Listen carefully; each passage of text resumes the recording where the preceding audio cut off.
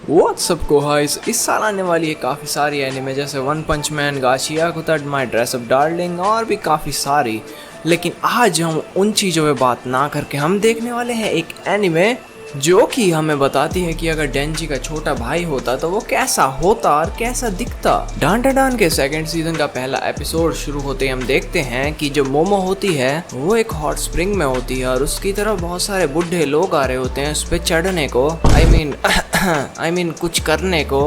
और इसे देखो मोटे को, इसे कुछ ज़्यादा जल्दी है। ये मोमो को नीचे डुबा देते हैं पानी में और मोमो कहती है मुझे सब कुछ काफ़ी हल्का हल्का लग रहा है। उसके बाद एकदम से अपनी पावर एक्टिवेट कर देती है गलती से, पता नहीं गलती है या नहीं, लेकिन उसके बाद एक पत्थर आता हुआ इसके मुंह पे लगता है। मोमो भी लाइक तो ये पकड़ साड़े। उसके बाद मोमो यहाँ से निकलने की कोशिश करती है लेकिन नहीं, ये मोटा इसका पैर पकड़ लेता है और उसके बाद फिर जो घर होता है हॉट स्प्रिंग के पास ही में वो गिर जाता है इसके मुंह पे। लेकिन इस मोटे के जोक तब खत्म नहीं होते। फिर ये मोटा कहता है कि अरे नहीं, कहीं मैं डूब ना जाऊं। अबे डूब ना जाऊं तो पहले डूब गया। जब वो दब जाता है उस घर के नीचे तब मोमो देखती है कि यहाँ पे टर्बो ग्रैनी भी होती है। फिर मोमो पूछती है ग्रैनी तुम यहाँ कहाँ से आई? तो ग्रैनी बताती है कि जब तेरी दादी बता रही थी तुम सबको प्लान तो मैंने छुप के सुन लिया था। उसके बाद ये काफी प्रोफेशनल तरीके से, जिसे कोई ढूंढ ही ना पाए, बैग में छुप जाती है। इससे ज्यादा ऑब्वियस जगह क्या होगी। उसके बाद वो मोटा दोबारा आता है मोमो पे हमला करने, पकड़ने उसे। लेकिन यहाँ पे पकड़ने वो आया होता है लेकिन पकड़ा वो जाता है क्योंकि पीछे से पुलिस आ जाती है और ये सारे फिर भाग जाते हैं यहाँ से। और देखो इन पे तो भागा भी नहीं जा रहा, ये इधर उधर चढ़ने की कोशिश करते हैं बिल्डिंग पे, लेकिन इन पे तो कुछ आता ही नहीं है, बस ये चढ़ भी नहीं पाते। फिर जब पुलिस उन बुढ़े लोगों को पकड़ने जा रही होती तो हमें पता लगता है कि ये सारे लोग हैं कीटो फैमिली से। और इसके बाद हमें दिखाते हैं कि ग्रैनी और मोमो दोनों शहर में घूमने को निकल जाते हैं। और मोमो पूछती है ग्रैनी अगर तुम मेरे बैग में ही थी तो तुम बाहर क्यों नहीं आई जब मैं घर पे थी? मोमो कहती है ग्रैनी क्या तुम्हारी घिसी पिटी जो ग्रैनी सेंस थी जो पहले तुम पे थी, क्या वो चल गई थी जो तुम्हें पता लग गया कि वहाँ पे कुछ है? फिर ग्रैनी कहती है हाँ, मुझे वो घर कुछ सही नहीं लगता क्योंकि वो पूरा खून में लिपटा हुआ है। इसके बाद सीन शिफ्ट होता है ओकारू और जिन पे जो कि घर में होते हैं और उनसे गलती से जो पोस्टर हट जाता है वो उसके अंदर देख रहे होते हैं तो उन्हें बहुत सारी एन्चेंटमेंट मिलती हैं जो कि किसी बुरी स्पिरिट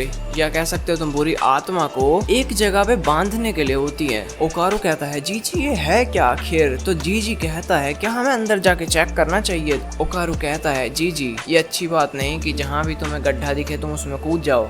उसके बाद ओकारू कहता है कि हमें मिस आयासे के लिए रुकना चाहिए जो कि मोमो है। फिर एकदम से डोर बेल बजती है, जीजी जाके डोर खोलता है तो वो देखता है इन पांचों को। फिर ओकारू कहता है जीजी से जीजी हमने अपने घर पे 5 जोकर तो मंगाए नहीं थे तो ये कैसे 5 औरतें आ गई हमारे घर पे? जीजी कहता है हेल ना, और गेट बंद कर देता है। लेकिन वो सारी औरतें काफी बेशर्म होती है, वो अंदर घुस जाती हैं और अपनी किटी पार्टी शुरू कर देती हैं और फिर कहती हैं ये हमारी टेरिटरी है। उसके बाद उन 5 में से एक जीजी से पूछती है जीजी क्या तुम हमारे साथ खाना खाना चाहोगे? खाना नहीं स्नैक्स खाना चाहोगे?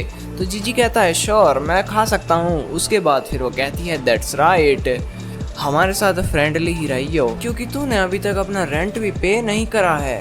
फिर वो कहती है लेकिन कोई नहीं, मैं सबको बहुत जल्दी माफ़ कर देती हूँ और मुझे पता है कि जिन बाड़कों के मम्मी पापा काफ़ी ज़्यादा कमज़ोर होते हैं उन्हें काफ़ी ज़्यादा मुश्किल समय देखना पड़ता है। उसके बाद ये कहती है कि अगर ये सब मेरी वजह से ना होता तो तुम अभी भी रोड पे सो रहे होते। उसके बाद ओकारू जीजी से पूछता है जीजी ये सब कौन है? तो जीजी बताता है कि ये कीटो फैमिली के लोग हैं और ये ज़मीन इनकी है इसलिए इस घर में आ गए वापस।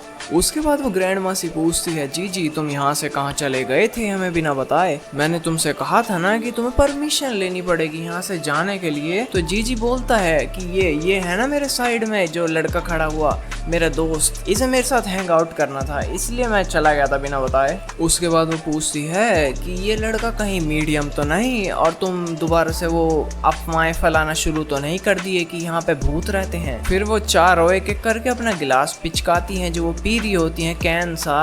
उसके बाद कहती हैं कि ये तो बड़ी बुरी बात है। फिर वो ग्रैंड माँ कहती है जीजी मुझे झूठ बिल्कुल पसंद नहीं और वो एक शॉटगन निकाल लेती है। उसके बाद कहती है क्या तुम पक्का कह रहे हो कि ये ये कोई मीडियम नहीं है और तुम्हें पता है ना कि मेरे पे हंटर लाइसेंस है और यहाँ पहाड़ों में बहुत सारे एक्सीडेंट्स होते रहते हैं तो किसी को पता भी नहीं चलेगा।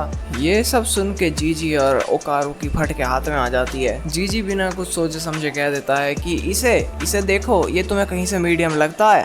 जीजी कहता है कि अगर तुम गन का ऐसे गलत यूज करोगे तो पुलिस तुम्हें पकड़ के ले जाएगी। लेकिन फिर हम देखते हैं पुलिस वाला खुद घर में आ रहा होता है और फिर हम देखते हैं कि जो लोग हमें हॉट स्प्रिंग में दिखाए गए थे वो पांचों वो असल में इनके ही साथ हैं। हमें दिखाते हैं कि वो पुलिस वाला करप्टेड होता है और वो इनके साथ ही मिला हुआ होता है। उसके बाद फिर हम देखते हैं जो 5 बुड्ढे होते हैं उनमें से एक जीजी के पास आता है और पूछता है जीजी ये है कौन आखिर। जीजी कहता है अरे अच्छा ये तो मेरा बेस्ट फ्रेंड है। उसके बाद फिर वो उसकी तरफ देखता है और कहता है मुझे झूठ बिल्कुल पसंद नहीं है और तुम्हें पता है क्या जीजी की फेवरेट फुटबॉल टीम कौन सी है। ओकारू सही आंसर दे देता है। उसके बाद वो दादी पूछती है कि जिन वो लड़की कहाँ है जो तुम्हारे साथ थी। वो कहता है लड़की कौन सी लड़की। उसके बाद ये मोटा खड़ा होता है कहता अरे जिन झूठ क्यों बोल रहे हो तुम, हमने लड़की देखी थी तुम्हारे साथ, तुम्हें याद नहीं। उसके बाद वो ग्रैंडमा कहती है तुमने हमसे झूठ बोला लड़के। उसके बाद सीन शिफ्ट होता है मोमो पे जो कि जा रही होती है एक श्राइन में जहाँ पे वो देखती है एक लड़के को जो फोन के सामने हाथों के बल खड़ा हुआ होता है उल्टा। बताती है कि उसे अंदर जाना है और वो लड़का उसके लिए गेट खोल देता है। वो अंदर जाती है और उसे दिखता है एक सुचिनो को जिसे वो ढूंढ रही थी। लेकिन वो उसे देखती कहती है ये क्या है। उसके बाद वो लड़का उसके पीछे पीछे आता है। वो उसे बताता है कि ये मुझे भी सूचिनो को नहीं लगता है और जहाँ तक है ये वो बताता है कि हो सकता है जो मेरे डैड थे उन्होंने ये बात फैलाई हो कि जो सूचिनो को है वो ऐसा कर सकता है। फिर वो एक स्टोरी सुनाता है कि इस विलेज में 200 साल पहले से एक बात चली आ रही है कि यहाँ पे जो वॉल्केनो है विलेज के पास उसमें एक बड़ा सा सांप रहता है जिसे लोग वर्शिप करते हैं, मतलब उसकी पूजा करते हैं और उसे सैक्रिफाइस देते हैं ह्यूमन का। वो 200 साल बाद भूखा हो जाता है जिससे